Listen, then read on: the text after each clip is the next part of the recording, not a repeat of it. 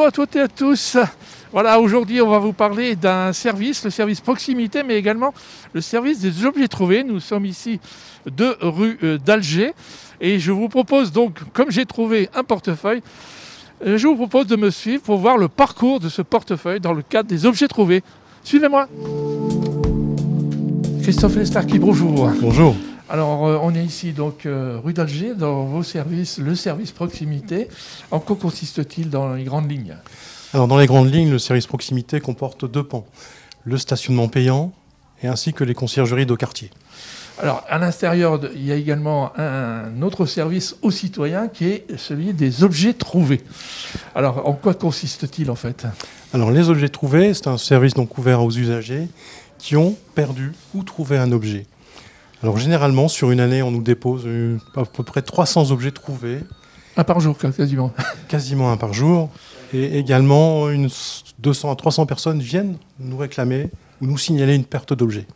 Alors, qu'est-ce qu'on peut y trouver comme type d'objet ? Alors, le panel est assez grand, hein, ça va des clés, généralement les clés, à des cannes pour la marche, des valises, des vélos. Des cannes pour la marche ? Tout à fait. Certaines personnes arrivent à perdre leurs cannes. Il y a des miracles alors. Ils marchent en canne. Tout à fait. Des coups comme ça. Très bien. Alors, après, il y a aussi des téléphones. En ce moment, on doit en trouver beaucoup, non ? Oui, on a de nombreux téléphones qui sont perdus, oubliés, dans les circonstances particulières apparemment. Alors, une fois que les gens, je suppose qu'ils arrivent ici, ils demandent, ou soit ils ont perdu, soit ils les ont trouvés, on en fait quoi ? Enfin, au bout d'un certain temps, qu'est-ce que devient cet objet ? Alors, il y a d'abord une première recherche du propriétaire. Si la recherche est positive, ils sont avertis par un courrier. D'accord. En cas d'un succès, nous les stockons, nous les enregistrons sur un logiciel dédié. Et nous les envoyons. Donc après, on a aussi des documents, par exemple, un peu plus administratifs, comme soit un permis de conduire, soit une carte d'identité, soit des documents bancaires. Alors, qu'est-ce qu'ils deviennent ? Alors, pour tous ces documents un peu plus sensibles, effectivement, nous les stockons pendant 1 mois, notamment les cartes bleues. Et si au bout d'1 mois, les personnes ne sont pas manifestées, nous estimons qu'ils seront non réclamés et retournés aux banques, généralement pour destruction. Et pour tout ce qui est administratif, alors ensuite, pour tout ce qui est administratif, c'est retourné en sous-préfecture. D'accord. Et ça arrive régulièrement quand même ? Oui, c'est une fréquence. Hein. Nous avons tous les 6 mois, je pense, un retour vers nos collègues. Alors, peut-être que le meilleur moyen pour savoir ce qui se passe autour d'un objet trouvé, c'est de suivre son parcours. Parce que je propose, c'est d'aller voir, d'en faire le parcours en fait. Voilà, merci. Je vous en prie.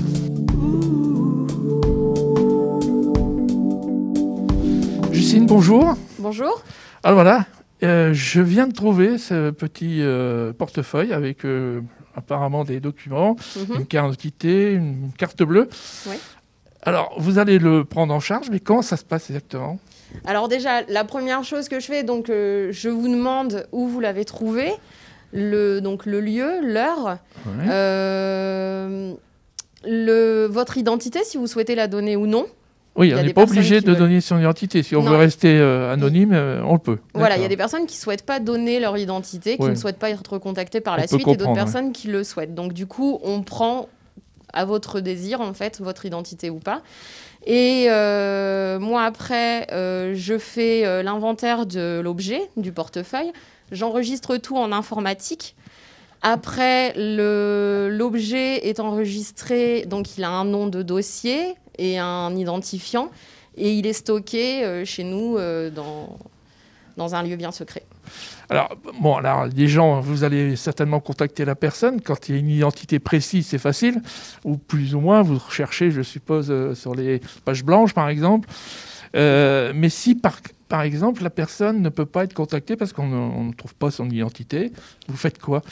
Alors, quand il y a la carte d'identité à l'intérieur, au dos de la carte d'identité, il y a l'adresse. Donc, on envoie un courrier à la personne.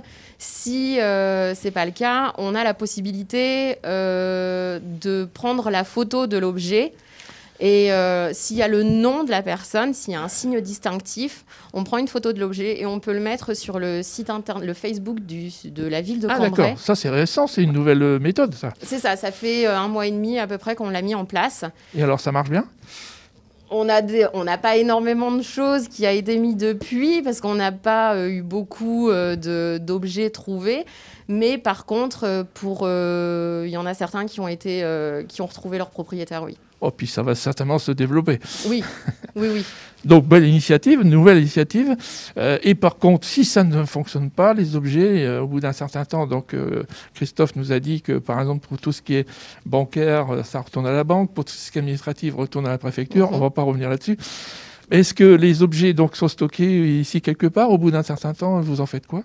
Alors, nous, on les garde pendant 1 an. Et après, certains objets sont envoyés en destruction. Sinon, d'autres sont stockés ici en mairie. Alors, juste pour l'anecdote, quel est l'objet récemment que vous avez pu retrouver et qui a été restitué à la personne?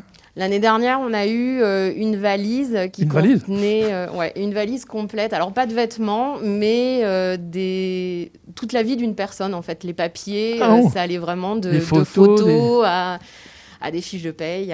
Voilà. Et du coup, vu qu'on avait l'adresse de la personne, on a pu retrouver cette Je suppose qu'elle était heureuse d'avoir retrouvé sa valise. Quand même, ouais. Toute sa vie dans une valise, c'est quand même... Quand même. Et puis peut-être un autre objet. Alors il y a des objets que vous dites que ça vient de vol et les personnes qui ont volé, évidemment, jettent ça sur la rue ou ailleurs, sur l'autoroute même. C'est ça? Alors qu'est-ce que vous avez pu trouver des sacs On nous a ramené un sac à main qui avait été volé 1 an avant, qui nous a été ramené 1 an après, du coup, par les employés en fait des autoroutes. De voirie, etc. Ouais. Et la personne n'est jamais venue le rechercher. Bah, vu l'état du sac, honnêtement, 1 an d'intempéries... Oui, il n'y avait plus grande valeur. Non. Bah, merci Justine pour toutes les explications. Merci. Eh bien voilà, tout va bien dans le meilleur des mondes. La personne a retrouvé son portefeuille grâce au service des objets trouvés ici de rue d'Alger. Si vous trouvez demain des clés, un objet quelconque, un portefeuille, ramenez-le ici. Les propriétaires, en tout cas, seront contents de le retrouver. Quant à nous, ce reportage est maintenant terminé. On vous souhaite bien sûr une bonne semaine. À vendredi prochain.